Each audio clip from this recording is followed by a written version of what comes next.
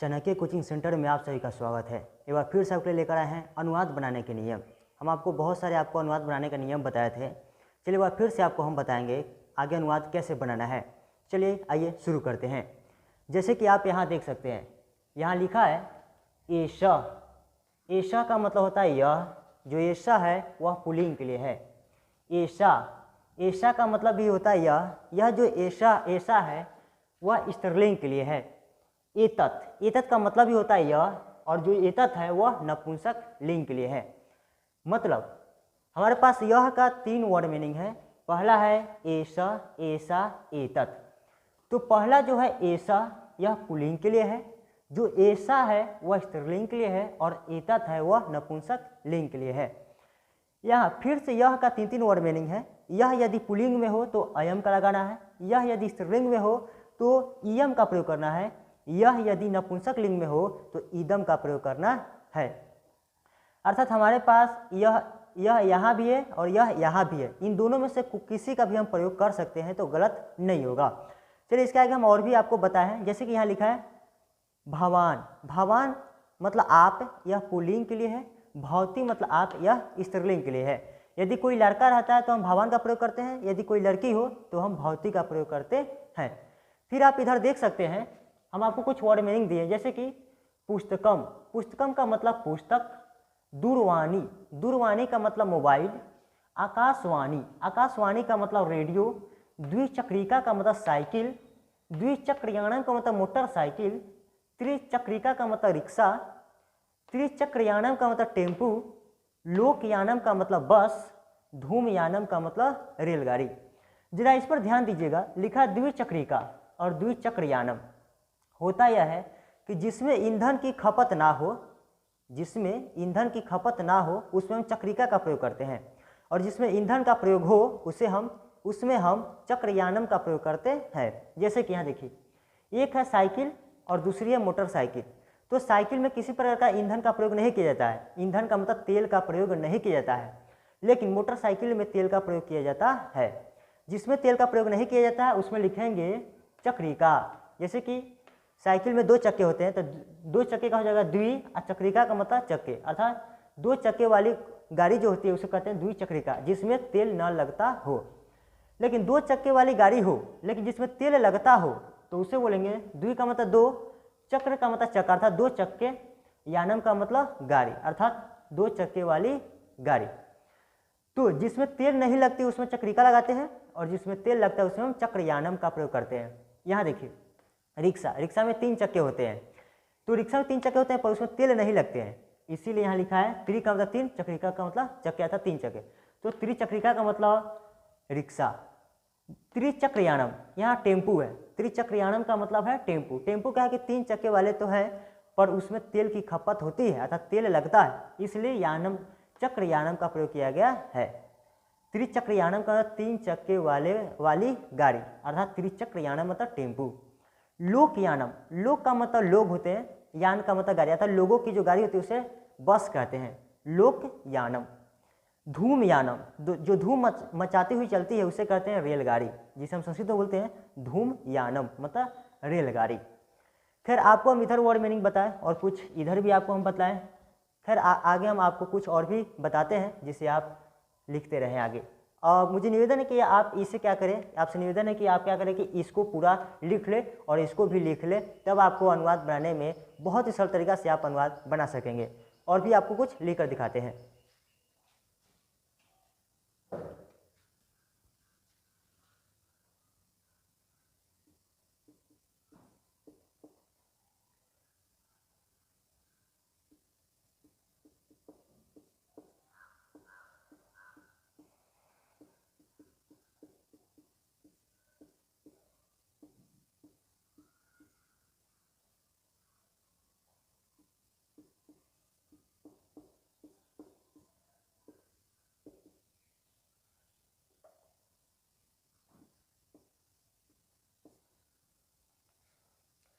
आप यहाँ देख रहे होंगे कि यहाँ पे सह, सह का मतलब होता है वह।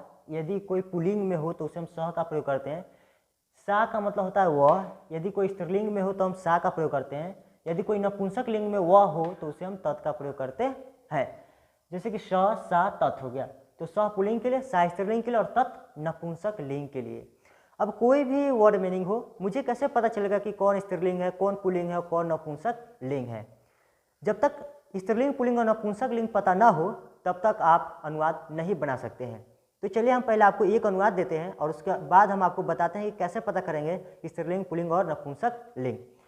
आप यहाँ पे देख रहे होंगे कि लिखा हुआ है स सा तत् एष एषा एतत् अयम इयम इदम भवान भवति, और उसके बाद लिखा हुआ अस्ति।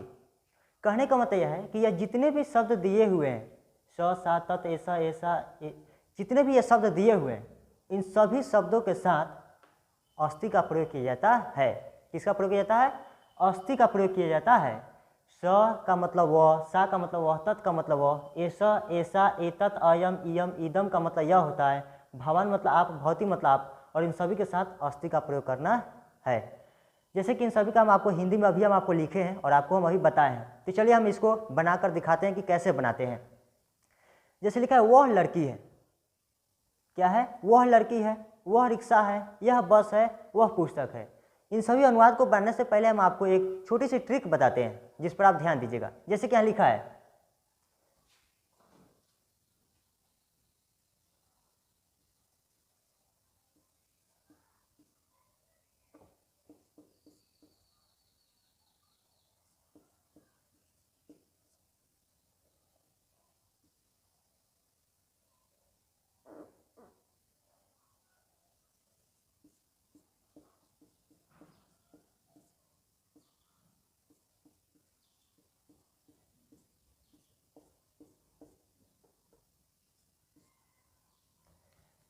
यहाँ हम लिखे हैं ये विसर्ग है, क्या है? विसर्ग है, और ये है क्या है? आकार और दीर्घ है।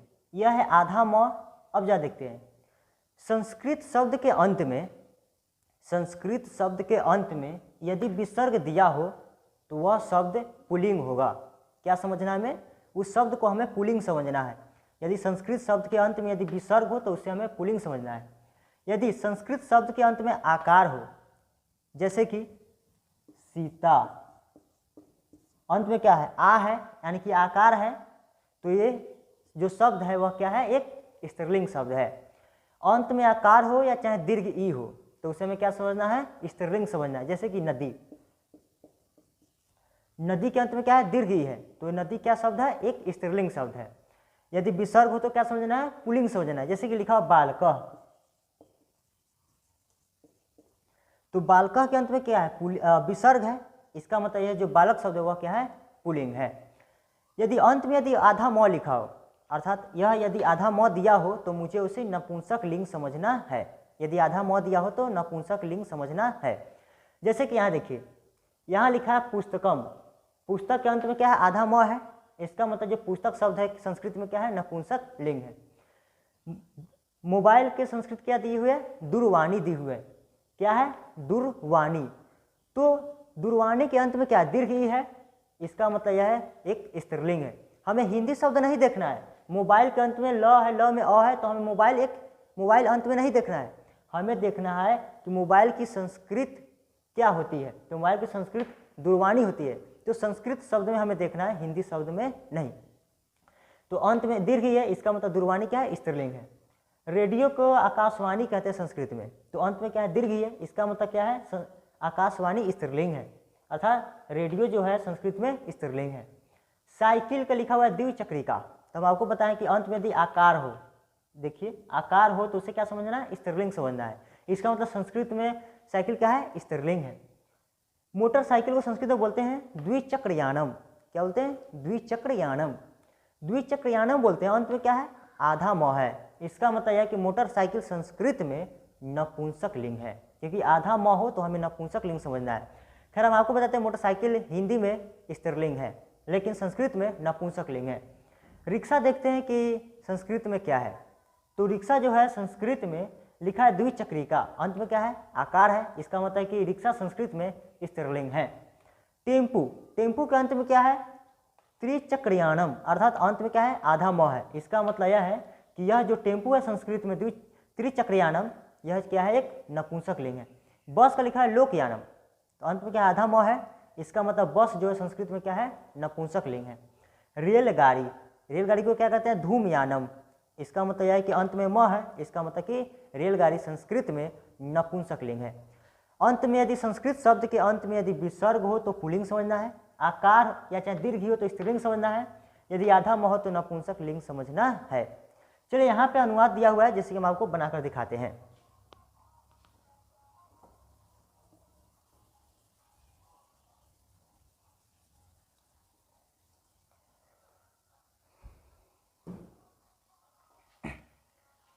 यहाँ अनुवाद दिया है, यहाँ पे लिखा है वह लड़की है, वह लड़की है। तो वह लड़की है, इसे हम कैसे बनाएंगे, तो पता यह करना होगा कि वह स्त्रीलिंग है, पुल्लिंग है या नपुंसक लिंग है, क्योंकि हमारे पास वह तीन है, एक स सा तत्, वह के 3 वर्ड मीनिंग हमारे पास है, एक स है, एक सा है और एक तत् है। तो यह पहले पता करना होगा कि जो वह है वह पुल्लिंग में है, स्त्रीलिंग में है या नपुंसक लिंग में। यह पता करने के लिए जो बगल वाला जो शब्द है उसके द्वारा पता चल जाएगा। जैसे कि बगल में लिखा है लड़की, वह लड़की है, बगल में क्या लिखा है, वह का लड़की लिखा है। तो लड़की शब्द देखना है कि स्त्रीलिंग है, पुल्लिंग है, नपुंसक लिंग है। तो लड़की तो स्त्रीलिंग होती है, आप जानते होंगे। लड़की को संस्कृत में बोलते हैं बालिका, क्या बोलते हैं, बालिका। तो जो बालिका है अंत में क्या है, बालिका, अंत में आ है, बा,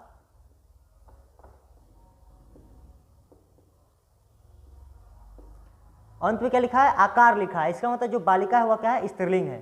तो यदि बगल वाला यदि स्त्रीलिंग हो तो वह भी स्त्रीलिंग, यदि बगल वाला पुल्लिंग हो तो वह भी पुल्लिंग, यदि बगल वाला नपुंसक लिंग हो तो वह भी क्या हो जाएगा, नपुंसक लिंग हो जाएगा। तो लड़की स्त्रीलिंग है, इसलिए वह भी स्त्रीलिंग है। तो आपको लिखाए हैं कि सह मतलब वह पुल्लिंग के लिए, सा मतलब वह स्त्रीलिंग के लिए। तो यहाँ पे हो जाएगा सा, क्या हो जाएगा, सा। सा का मतलब होता है वह, यह स्त्रीलिंग के लिए प्रयोग होता है सा। लड़की को संस्कृत में बोलते हैं बालिका, लड़की को संस्कृत में क्या बोलते हैं, संस्कृत में बोलते हैं बालिका। अब हम आपको बताए हैं कि वह, यदि शुरू में यदि वह लिखा हो, यानी कि वह का स सा तत् जितने भी हो, भवान भवती इयम, इन सभी के साथ अस्थि का प्रयोग होता है। यहाँ लिखा हुआ है स सा तत्, ये सब यदि शब्द यदि सेंटेंस में यदि स सा ऐसा ऐसा एतत् अयम इयम ये सब रहता है तो अंत में अस्थि का प्रयोग किया जाता है। तो अंत में है का क्या हो जाएगा, अस्थि। तो है का यहाँ पे सबके अंत में है में अस्थि का प्रयोग करना है। यहाँ लिखा है वह रिक्शा है, क्या लिखा है, वह रिक्शा है। तो पहले यह पता करना है कि वह है, जो वह है वह स्त्रीलिंग है, पुल्लिंग है या नपुंसक लिंग है। तो पहले इसके पता करने के लिए पहले रिक्शा की संस्कृत देखेंगे क्या होती है। तो रिक्शा को संस्कृत में क्या कहते हैं, तो यहाँ देखिए, यहाँ लिखा है रिक्शा को संस्कृत में त्रिचक्रिका कहते हैं। क्या कहते हैं, त्रिचक्रिका। तो अंत में क्या है संस्कृत, तो अंत में लिखा है आकार। इसका मतलब हम आपको बताया कि यदि विसर्ग हो तो पुल्लिंग, आकार हो तो स्त्रीलिंग। तो यहाँ पे क्या है, अंत में आकार है, इसका मतलब जो त्रिचक्रिका है वह एक स्त्रीलिंग शब्द है। तो रिक्शा जो है संस्कृत में स्त्रीलिंग है, इसका मतलब वह भी एक स्त्रीलिंग हो जाएगा। तो यहाँ पे देखिए, तो यहाँ पे वह जो है स्त्रीलिंग, तो वह का हम स्त्रीलिंग में बोलते हैं सा, स्त्रीलिंग में सा। रिक्शा, रिक्शा का यहाँ लिखा हुआ है त्रिचक्रिका, तो लिख लेंगे त्रिचक्रिका,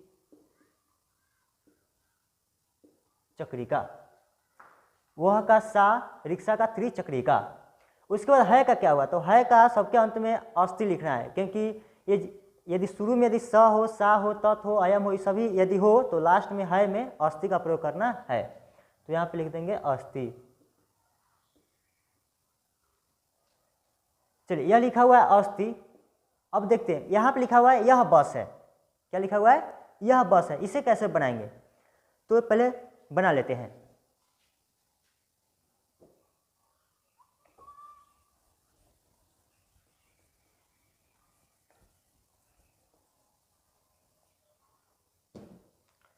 लिखा है यह बस है, इसे कैसे बनाएंगे, तो यह को संस्कृत में हम क्या बोलते हैं, तो यह को हम बहुत सारे बोलते हैं, जैसे कि ऐसा, ऐसा, एतत्, इन तीनों का मतलब ही यह होता है। ऐसा पुल्लिंग के लिए, ऐसा स्त्रीलिंग के लिए और एतत् नपुंसक लिंग के लिए।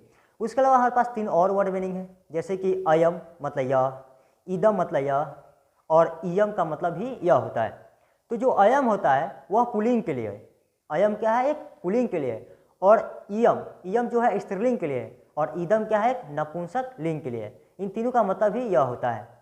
खैर आप ऐसा एतत् का भी प्रयोग कर सकते हैं, अयम, इयम और ईदम का भी प्रयोग कर सकते हैं, आपकी मर्जी है। तो यह पहले पता करना होगा कि जो यह है वह पुल्लिंग है, स्त्रीलिंग है या नपुंसक लिंग है। तो यह पता करने के लिए जो बस है उसको पता कीजिए, बस संस्कृत में स्त्रीलिंग है, पुल्लिंग है या नपुंसक लिंग है। तो बस का जो वर्ड मीनिंग है उसे देखना पड़ेगा। तो बस यहाँ पे है, लिखा है लोकयानम। क्या लिखा है, लोकयानम। अंत में क्या है, आधा म है। इसका मतलब क्या है कि बस जो है संस्कृत में नपुंसक लिंग है। यदि संस्कृत में नपुंसक लिंग है तो यह बगल वाला जो यह है वो भी नपुंसक लिंग वाला ही प्रयोग होगा। तो यह का हमारे पास एतत्, सॉरी,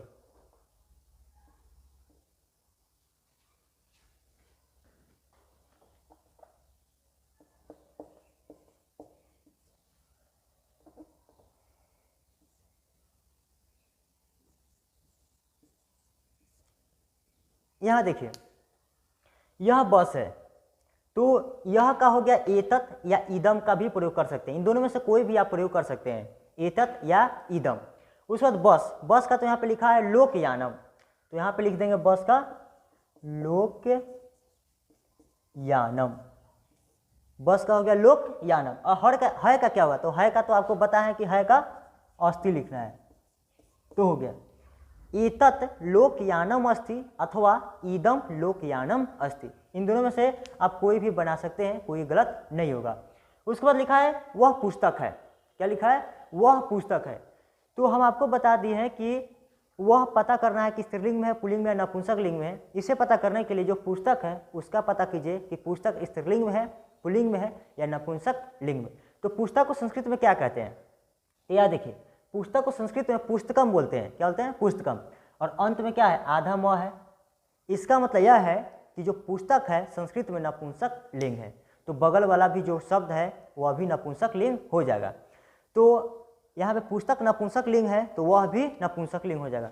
तो नपुंसक लिंग में आपको हम लिखाए हैं, हम इसका बना रहे हैं,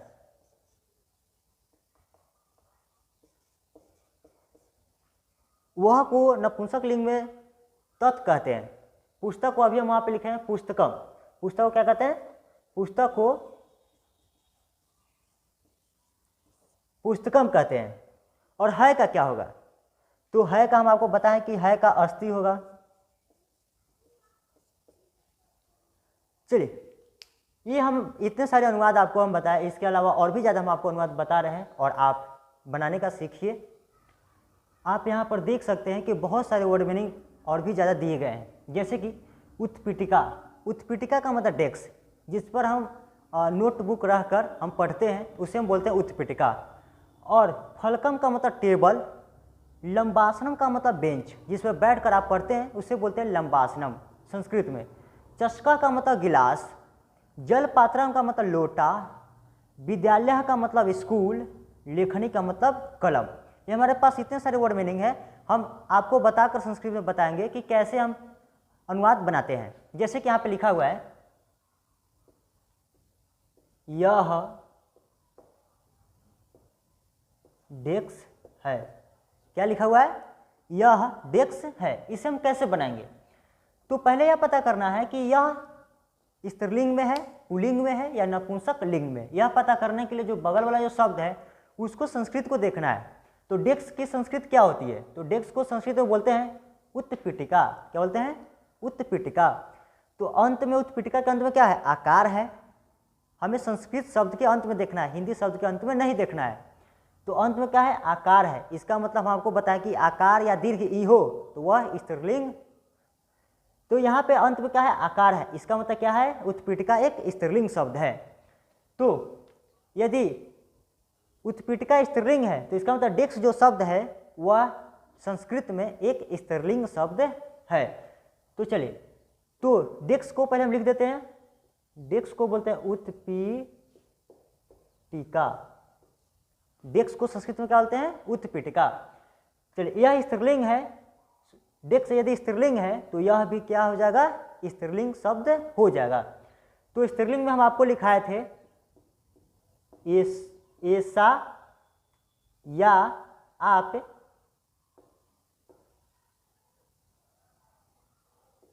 चलिए हम आपको यह का दो शब्द लिखाए थे, एक ऐसा का मतलब यह और एक इयम का मतलब भी यह। इन दोनों में से कोई किसी का भी प्रयोग कर सकते हैं, ऐसा उत्पीठिका अथवा इयम उत्पीठिका। और है तो हम आपको पहले ही बताएं कि स सा ये जितने भी हैं, ऐसा ऐसा एतत जितने भी हैं, इन सभी के साथ किसका प्रयोग करना है, अस्थि का प्रयोग करना है। तो अंत में क्या जाएगा, अस्थि। तो अंत में लगा दिए अस्थि। चलिए और भी हम आपको, जैसे कि आपको हम बता रहे हैं और भी आपको सिखा रहे हैं, जैसे क्या लिखा हो,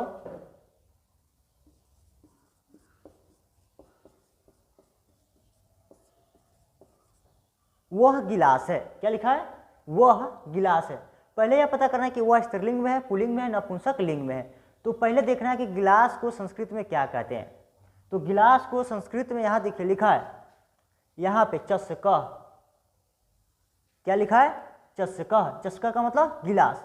इसका मतलब इसके अंत में क्या है, विसर्ग है। और यदि विसर्ग हो तो हम आपको बताएं कि यदि विसर्ग अंत में हो तो वह जो शब्द होगा वह पुल्लिंग शब्द होगा। तो यह जो चस्कः है वह पुल्लिंग है। तो यहाँ पे लिखते हैं गिलास का चस्कः।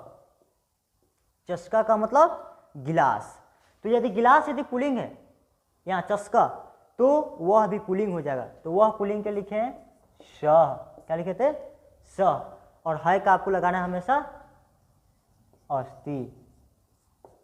तो सः चस्कः अस्थि। उसके बाद हम आपको बता, जैसे कि वह कलम है।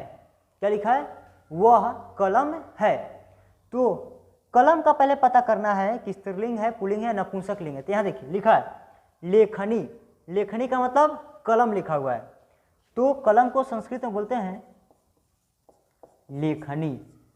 देखिए यदि लेखनी है, अंत में क्या है, दीर्घ ई है। तो हम आपको पहले ही बताएं, यदि दीर्घ ई हो चाहे आकार हो तो वह स्त्रीलिंग शब्द होता है। तो अंत में क्या है, दीर्घ ई है। इसका मतलब कि कलम संस्कृत में क्या है, स्त्रीलिंग है। तो जो बगल वाला जो शब्द होगा वो भी स्त्रीलिंग शब्द ही होगा। तो वह को संस्कृत में स्त्रीलिंग रूप में सा कहते हैं। तो सा लेखनी। और है का क्या लगाना है, अस्थि। यहां लिखा है वह बेंच है। क्या लिखा है, वह बेंच है। तो पहले यह पता करना है कि बेंच संस्कृत में स्त्रीलिंग है, पुल्लिंग है, नपुंसक लिंग है। तो बेंच का यहाँ पे लिखा हुआ है लंबासनम। बेंच को संस्कृत में लंबासनम कहते हैं। तो अंत में म है, इसका मतलब लंबासनम क्या है, नपुंसक लिंग है। तो वह जो है वो भी नपुंसक लिंग में हो जाएगा। तो नपुंसक लिंग में वह को तत् कहते हैं।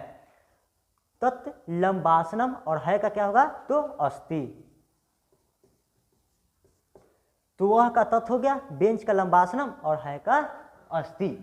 तो इस तरह हो गया कि तत् लंबासनम अस्थि, वह बेंच है। उसी तरह यह विद्यालय है, अर्थात यह विद्यालय है चाहे यह स्कूल है। तो यह विद्यालय, तो पहले यह पता करना है कि विद्यालय को संस्कृत में क्या कहते हैं। तो यहाँ लिखा है विद्यालय को संस्कृत में विद्यालय ही कहते हैं। विद्यालय, विद्यालय हो गया अर्थात स्कूल। यह जो अंत में विसर्ग दिया हुआ है, इसका मतलब यह यदि विसर्ग दिया हो तो वह शब्द पुल्लिंग होगा। तो यदि यह पुल्लिंग होगा तो बगल वाला भी पुल्लिंग होगा। तो पुल्लिंग के लिए हमारे पास दो तो लिखाए थे आपको, ऐसा भी लिखाए थे। ऐसा का मतलब यह होता है पुल्लिंग के लिए। और एक लिखाए थे अयम। क्या लिखाए थे, अयम, अयम। तो ऐसा का भी प्रयोग कर सकते हैं, अयम का भी प्रयोग कर सकते हैं, आपकी मर्जी है। तो ऐसा विद्यालय और है का अस्ति। तो यहाँ पे हो जाएगा ऐसा विद्यालय अस्ति अथवा अयम विद्यालय अस्ति।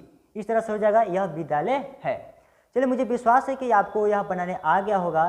तो हम आपको देते हैं और भी ज़्यादा अभ्यास करने के लिए। यहाँ पर हम देंगे आपको बहुत सारे अनुवाद और इधर देंगे आपको हम शब्द अर्थ अर्थात वर्ड मीनिंग देंगे, ताकि आपको बनाने में दिक्कत ना हो। तो चलिए आइए यहाँ पे हम लिख कर बताते हैं आपको। हम जैसा कि आप यहाँ देख सकते हैं कि आपके अभ्यास के लिए हम यहाँ पे दिए हैं बहुत सारे शब्द रूप, जैसे कि उच्चासनम। उच्चासनम का मतलब कुर्सी। श्वेत पटलेखी, श्वेत पटलेखी का मतलब मार्कर, सुधा खंडा का मतलब खली, चौरह का मतलब चोर, गजह का मतलब हाथी, तुलिका का मतलब पेंसिल, गृहम का मतलब घर, सोपानम का मतलब सीढ़ी। ये हमारे पास ये शब्द, यह एक शब्द रूप है। क्या है? यह एक शब्द रूप है, अर्थात कहने का मतलब है कि वर्ड मीनिंग है। और यहाँ पे जो दिए हैं आपको हम हिंदी, ताकि आप इसे संस्कृत में अनुवाद कर सके। यहाँ पे लिखा हुआ है, यह मार्कर है, वह मार्कर है, यह चोर है, वह घर है, यह सीढ़ी है, आप चोर हैं, आप लड़की हो, वह लड़की है, वह पेंसिल है, यह कुर्सी है। हमारे पास 10 अनुवाद आपको संस्कृत में बनाने हैं।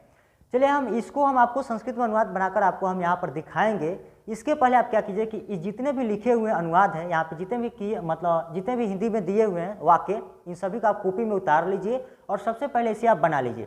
उसके बाद आप आगे देखिएगा कि इसका सोल्यूशन क्या होगा, अर्थात इसका हल हम करके दिखाएंगे। इसे हम संस्कृत में अनुवाद करके भी आपको हम दिखाएंगे। देखने से पहले आप इसे उतार कर खुद से बनाइए, तब उसके बाद आगे आप मिलाइएगा। तो चलिए हम इसको आगे देते हैं। सकते हैं कि हम आपको दे दिए हैं, जैसे कि आप जितने भी हम आपको दिए थे अनुवाद बनाने के लिए, उन सभी का हल करके हम यहाँ पे आपको दे दिए हैं। आप क्या कीजिए कि इससे मिला लीजिए। जैसे कि ऐसा या इयम श्वेत पटलेखी अस्ति, इसका मतलब है यह मार्कर है। सा श्वेत पटलेखी अस्ति, वह मार्कर है। अयम या अथवा ऐसा चौरा अस्ति, मतलब यह चोर है। तत् गृहम अस्ति, वह घर है।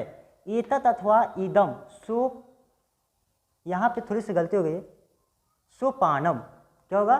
सोपानम, मतलब वह सीढ़ी है।